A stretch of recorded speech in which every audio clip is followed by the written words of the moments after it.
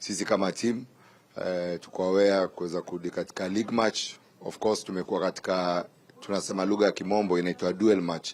Ukiangalia mechi letu la CAF competition, jinsi ambavyo sisi kama Singida Black Stars tumejirepresent, at least tumevuna alama 4 pale, na tuko na one match tuta focus ahead. So nafikiria wachezaji wetu na team kwa ujumla tumeweza kujitahidi vizuri katika hilo competition. So mentality yetu muda huu itakuwa inarejea katika ligi. So tukirejea katika ligi ni tukumbuke vizuri sana, okay, kuna wachezaji ambao tuliwasajili ambao tungeweza kutumia katika CAF.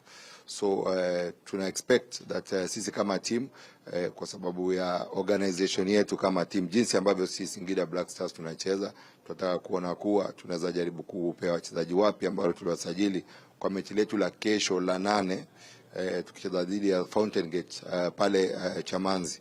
Of course lazima uelewe tunachagua Chamanzi kwa sababu hilo ndio kiwanja ambalo lituleta katika group stages za CAF. So sisi tunachukua hii fursa kuwapongeza na kushukuru mashabiki ambao walitusukuma kwa ile mechi yetu na ile timu ya Burundi ambayo ilikuwa Flambeau.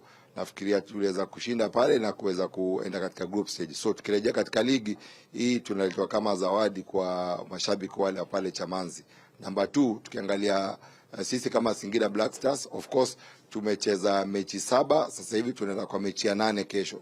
So kitu muhimu ni kuwa sasa hivi inamaanisha tunataka kuchase the teams zenye zimekuwa hapa mbele. Unajua dhamira yetu, nia letu ni vile vile kuendelea kushiriki katika kimataifa, na tiketi ambayo unaweza pata kucheza katika kimataifa, namba 1 ni kumaliza katika nafasi bora katika ligi, na la pili pia ni ku make sure that katika kila mechi tunachukua hatua kwa hatua. So tukizungumzia haya, tunajua Fountain Gate ni timu nzuri, na ukiangalia jinsi ambavyo wako katika jadwali muda huu wako katika namba 12 na vile wamepata pointi 12. So heshima ambayo tunakuja katika hili mechi ni kujaribu kujiweka katika nafasi bora, na wachezaji wapi ambao tuko nao tuweze kuwa na nafasi bora kupata alama 3. Sisi kama wachezaji tumejiandaa vizuri dhidi ya mchezo wa kesho dhidi ya Fountain Gate.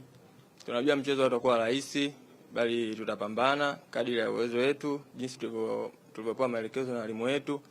Pia ningeweza kutoa mwito kwa mashabiki wa Chamanzi, walitupa hamasa, walitupa support. Kwa hiyo tunatoa hii mechi kama zawadi kwao, waje kwa wingi uwanjani, watu support.